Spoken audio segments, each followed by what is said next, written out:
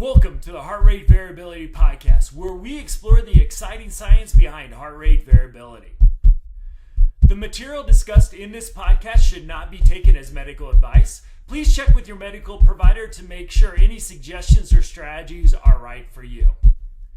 Visit us at the OptimalHRV.com website to learn more about the Optimal HRV app, download a free copy of Matt's book, Heart Rate Variability, and also get show notes and additional resources around heart rate variability and its applications.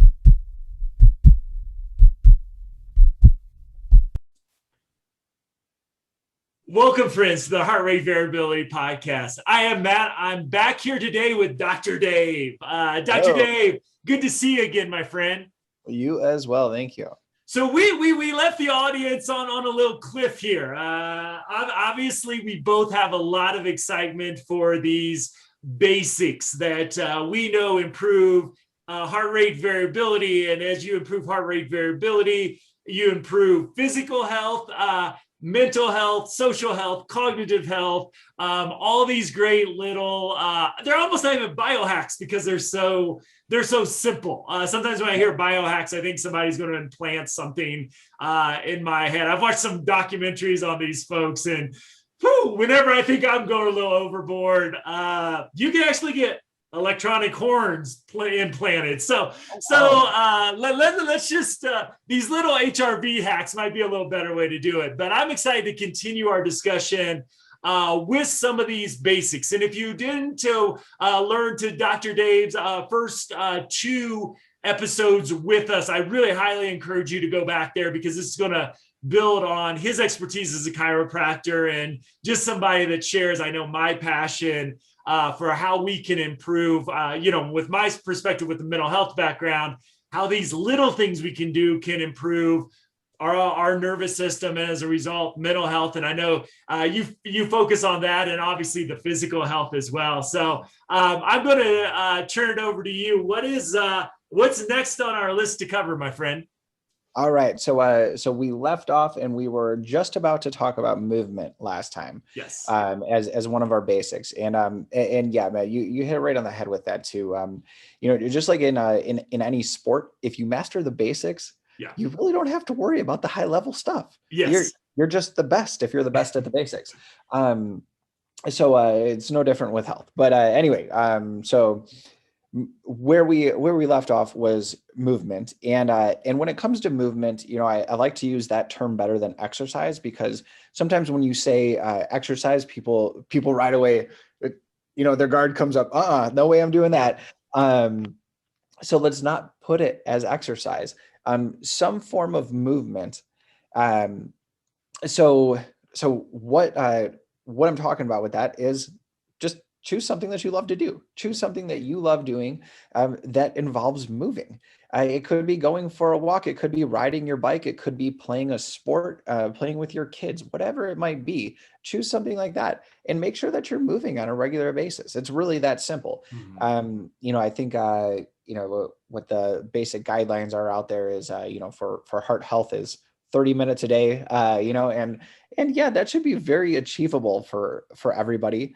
And then if you want to take it to the next level and you do want to start, doing an exercise program where you are doing some type of resistance training, where you're doing, God forbid the dreaded word running, doing your cardio work, that type of stuff, you can absolutely take it to the next level with that. And of course, the benefits only improve the more and more that you are moving and the more intense that your exercise is getting. And then we have heart rate variability as a way to track that. Yeah. You can see exactly if you're moving enough, right? Because you can see your HRV slowly drifting up. You can see if your sessions are maybe too hard. Maybe it's time to take a day off. Yeah. And actually, this is, as I'm sure you're aware, where HRV has a huge following is within the sports health and fitness industry, to do exactly that. Monitor your recovery and help on how your training is going. So a very great tool to use for it. But yeah, movement is the next one of the basics there. Yeah. So let me ask a few questions here. So I know I have a ex-professional athlete on board here. And I wonder, and I'm not sure if when HRV hit, if it did hit during your career, but I would love to, what I find fascinating with what heart rate variability has changed since I was an athlete many, many moons ago in college was, the mentality that I was raised in as a high school basketball player, really being raised by a high school basketball coach. My high school basketball started when I was about 3. So pushing yourself, you push yourself, you get up at 6 a.m. Well, really 5:30 because the gym opens at 6. You lift weights, you run, you maybe eat some lunch in there. Then you work out in the afternoon. In other words, no matter what, the dedicated athlete gets up and kills it, right? And there's this monster mentality. I'm seeing that shift at the highest elite levels. And I kind of wonder with your background, and being connected to, the worlds of mixed martial arts and other things, how have you seen this change how athletes are looking at their training? Well, I played hockey forever.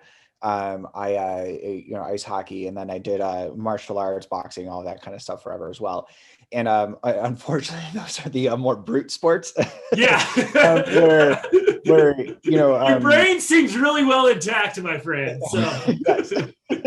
But those are the sports where you don't complain about anything. It's never too hard. And you just push.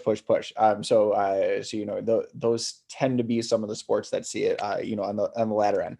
When you get into a sport like cycling, those athletes seem to be on the cutting edge of everything out there. So when I was, and other things within. Yeah. I was going to say those cyclers look for any advantage that they can have. Yes. Erythropoietin, right? Yep, exactly. But when I was fighting, when I was competing, no, there was no, heart rate training was something that people would talk about. I know HRV was around because I know I was just beginning to research it at that time, but never even thought about it as a recovery tool or anything. It wasn't. At least within martial arts, the professional fighting world, something people were tracking. And even now, I don't think it's huge. It's just becoming something, so big within the fitness industry, within the sports. It's amazing. Higher level athletes who aren't using it now is kind of where I'm like, right. Really? The trainers aren't doing this with you guys? When I get collegiate athletes in and they're not doing it, I'm amazed. But yeah, no, but as far as a recovery tool, yeah, I mean, when you are doing 2-3 training sessions a day, to be able to look and say like, man, I am in just parasympathetic overload. My HRV is, my HRV base is 50 and it's at 100 today. Yeah.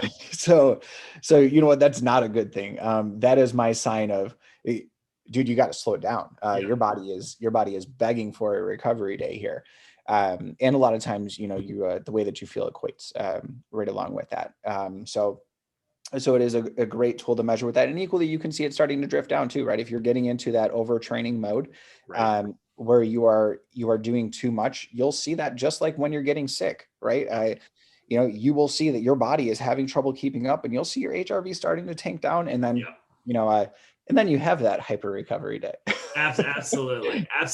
So we will have an episode on this topic again at some point. But the one thing I've got to ask on this topic, because I've really been fascinated with walking, or as we do in Colorado, a lot of times hiking, as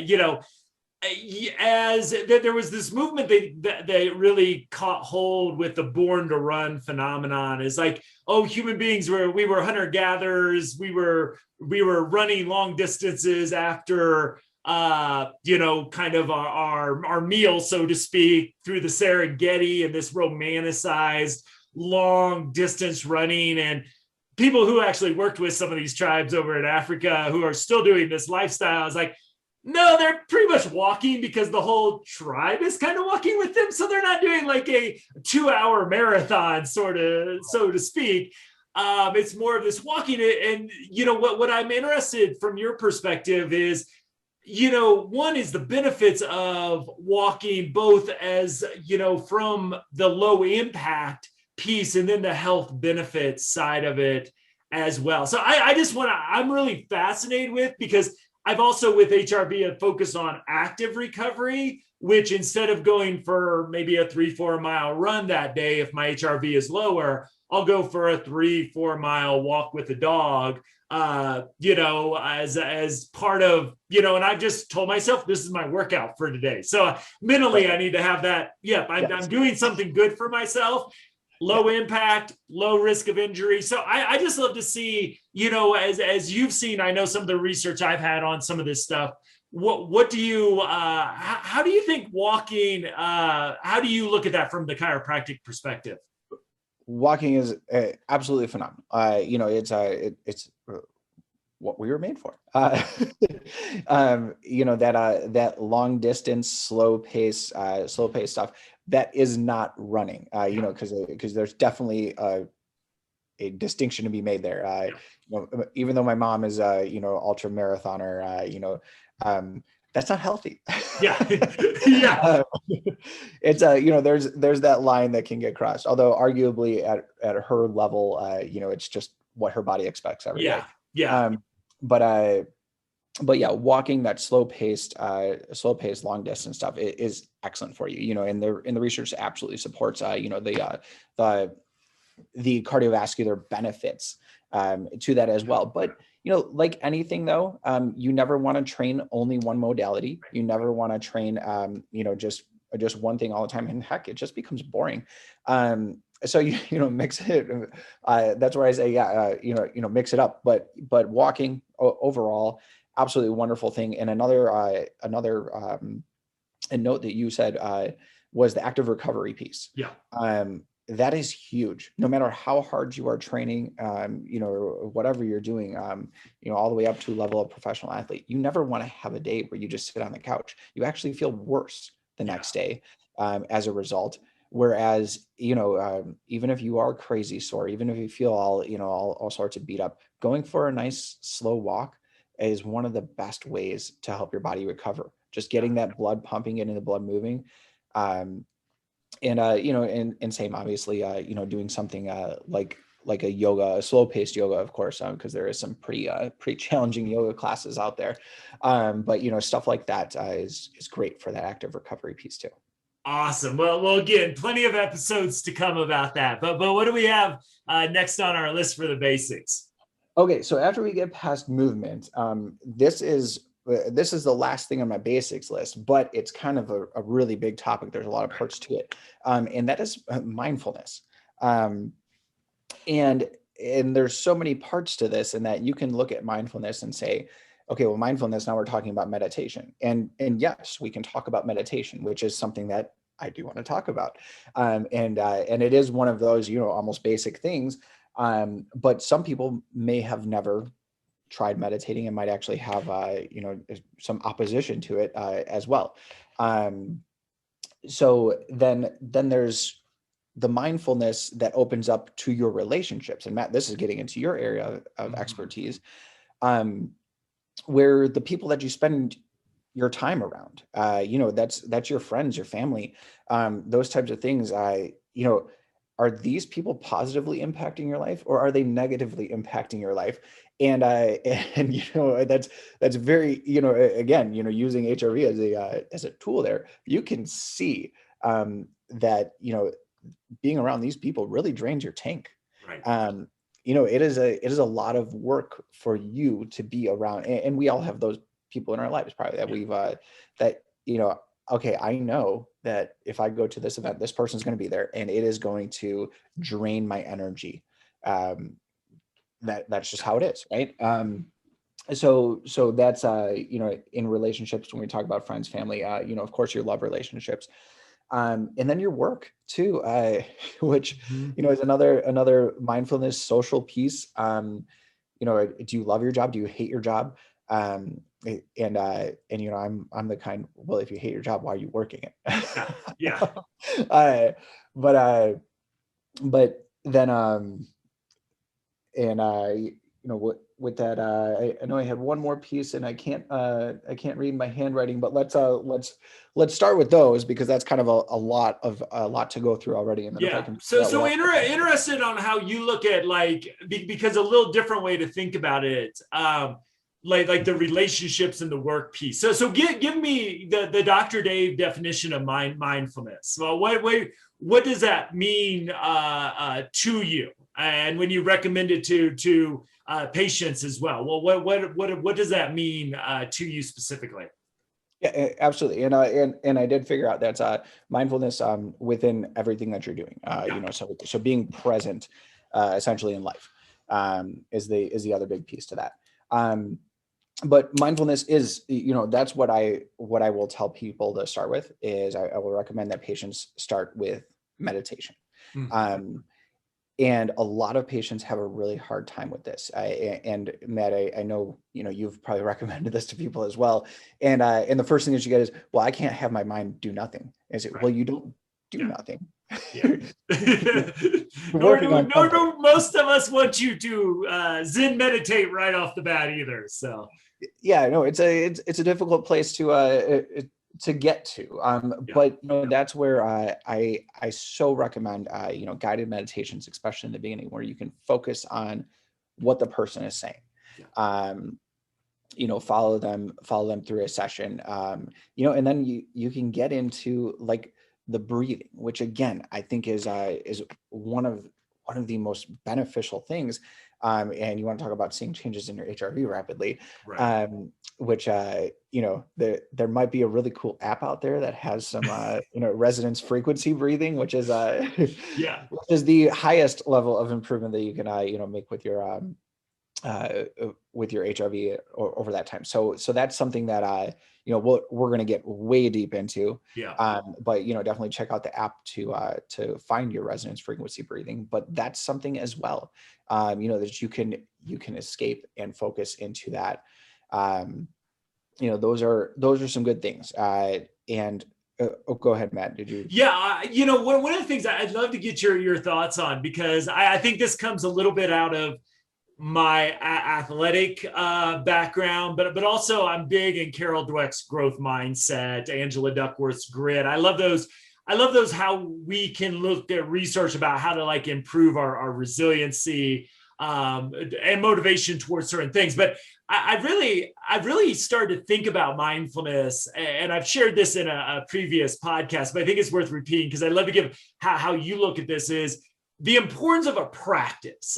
Because I think sometimes with mindfulness being thrown around so much, I think it'd be a wonderful thing to be present in every moment of every day. I don't know if it's possible, and I don't know if it would absolutely exhaust you and overwhelm you if you tried it. I think there's something like, I just like to give permission, it's okay to veg out and watch some Netflix every once in a while. That's actually, absolutely. And then just kind of, I'm in the NBA playoffs right now. Like, it's not going to make a big impact on my life in a healthy way, but it's just a way to kind of like at the end of a day where I've racked my brain for so long. It's just good to be like, check out and do it. And, so one of the things I've been challenging people to think about mindfulness as it just becomes almost and just a part of our vocabulary about everything is setting aside the time for a practice. And I've started to compare it to shooting free throws as a basketball player. As nobody likes shooting free throws. Nobody loves practicing free throws. Honestly, they're the most boring part of the game. I think they should you get fouled, you get one. That's it. You get 2 points if you hit it, or 3 points if you don't. Let's just get it over with, right? And then we get the last 2 minutes, we can slow it all down, have fun with it, put pressure, yell at people, whatever. But, for me, I didn't practice free throws because I love practicing free throws. I practiced free throws because during the stress of a game, I knew I could just rely on the muscle memory in my practice, and I built the skill set up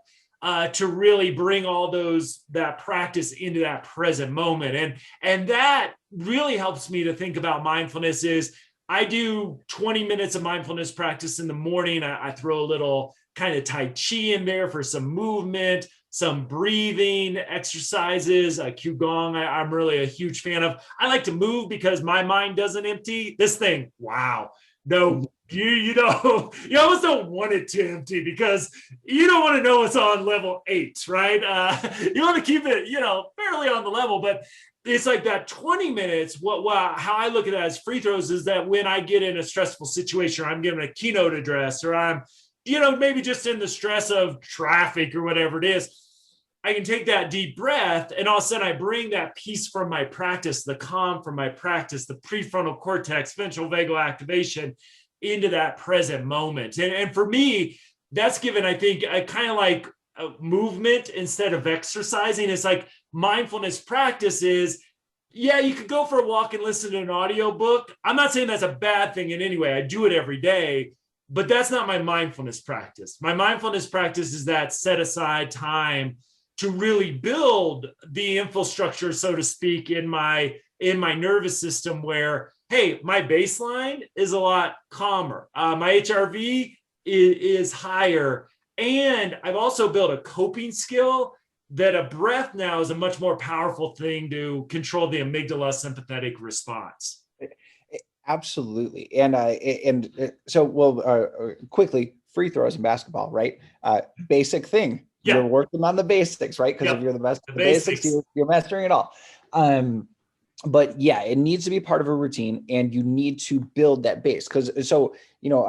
I've been trying to meditate since I was in my early 20s, and I could never do it. Like I would, and I would go in waves on and off of trying. Yeah. And it wasn't until I tried, I think it was on Audible actually.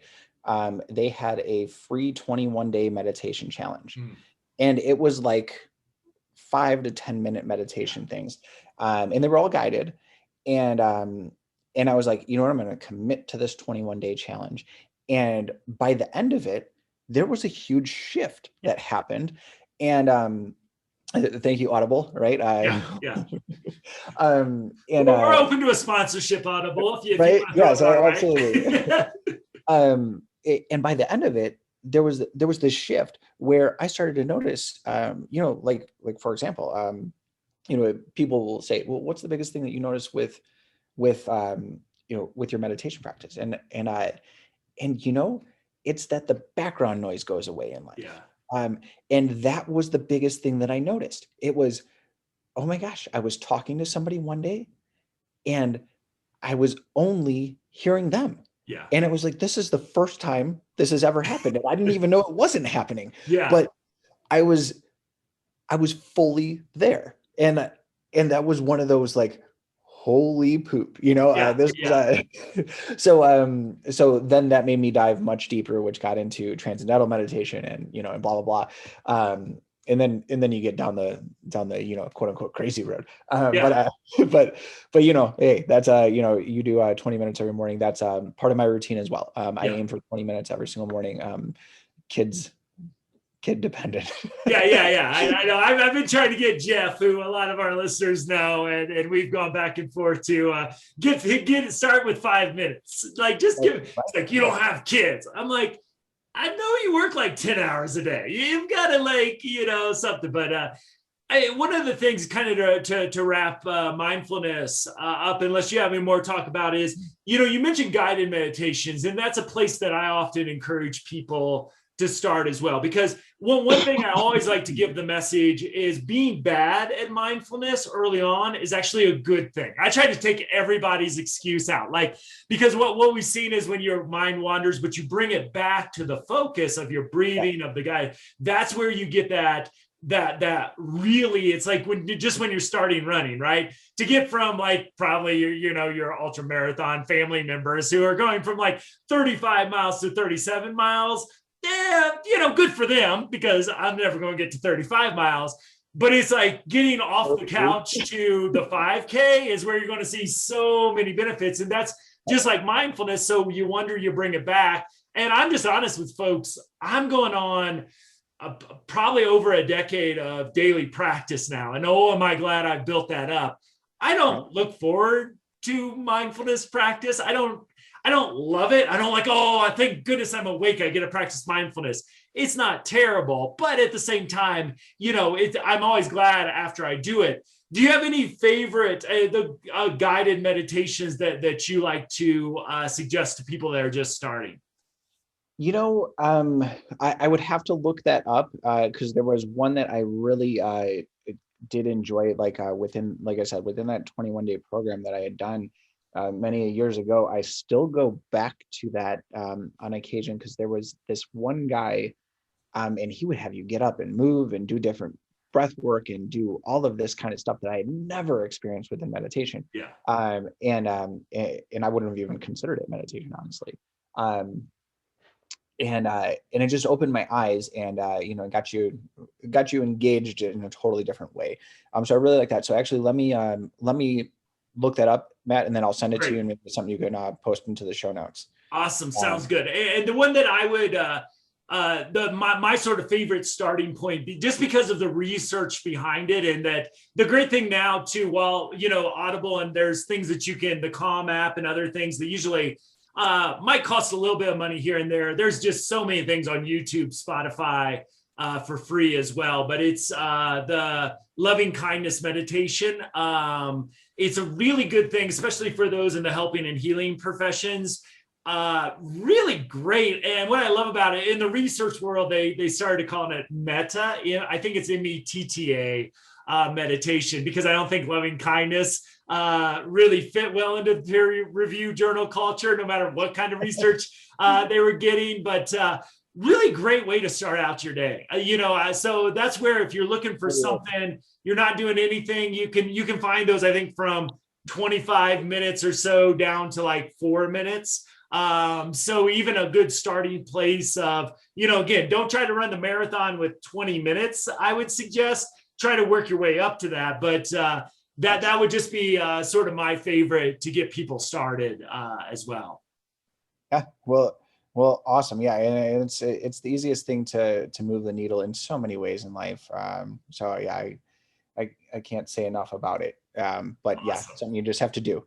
And Matt, I know you had asked about my daily routine. Yeah.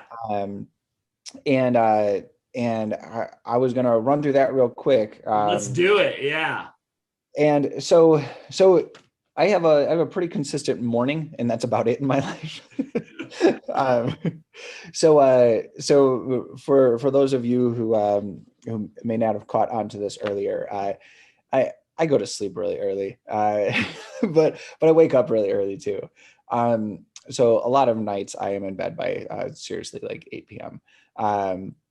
And unfortunately I have kids who who go to sleep pretty early too. Yeah. But I get up some days as early as 3 a.m. Some days it's closer to 4. But what I do first thing when I wake up is I go and I sit in my chair, and this is just a chair at my dining room table, but it's my chair, and I take my HRV reading first thing, and then after I do that, then I'm sitting in a quiet, dark room, and I do my meditation there. So I do those two things first right away, so that way there can be no interruption to that. And then from there, I go down to my basement. I'm fortunate enough, I have a gym in my basement. So I go down there and I get a workout in. And I don't do anything crazy. I do anywhere from 20 to 40 minutes of a pretty intense workout with weights. And I cycle through a yearly wave that I've made for myself. Nice. And it's just what my body responds to. Awesome. So I love weight training, and that's my preferred method of exercise. I do train with weights fast, so that I do get some additional benefits there. But then I also do some cardiovascular work at least twice a week is what I aim for. And within that, I do not do distances. Yeah. I I do mostly high intensity sprint intervals. That's kind of my desire. Hey, if you could say, I think anything over like 22 years old that you do sprints, you're my hero. So Yeah, I try to end my longer jogs with that. Yeah, a half block maybe. So they're short sprints. yeah. So then from there, I actually, I have not consumed anything at that point other than water, and I actually remain fasted usually most days until around 11 a.m. With the exception, during my workout, I do sip on an amino acid drink, so it's strictly amino acids within there, and depending on what research you look at, you remain in a fasted state or not. But honestly, the way that I feel doing that, that was, as the whole, ketogenic fasting, intermittent fasting stuff was getting big. I was like, no way, and anyway, I was doing the bulletproof coffees too, and you do feel amazing. Like you feel unbelievable. Mentally more than anything, which was a huge game changer. To the point where you almost don't want to eat lunch because it's going to ruin how great you feel mentally. But anyway, so that's where I go, and then we do lunch, and we're always super active with the kids, out in the yard and doing whatever we can with them. But then we start winding down our day, and as we do start winding down after dinner, we're very conscious of things like, of screens, of late coffees, which I am a coffee drinker, but I always try to stop by one. But then we get super conscious about screens, which we use very little other than for work anyway. And with the kids, it's always a bath time, read some books, put them out. And then if my wife and I are feeling like hanging out, we hang out for a little while. Sometimes, when it's nicer out, we get to hang out on the back patio, enjoy the weather. But that's about it, man. My morning routine is my most solid piece of my day. And then I'm just a worker. Excellent, my friend. Well, this has been a fun introduction. I'm glad we've got to get a lot of great information for folks. And obviously, I'm very excited to have you on our team and to do many, many nerd deep dives on these topics. I think we got a huge amount to cover here in the future. So, Dr. Dave, thank you so much for joining us. Looking forward to those future episodes. If you want to find more about our work, obviously, optimalhrv.com will get you the show notes, and we'll see you next week, everybody. Thanks so much, Dr. Dave. Sir, thank you.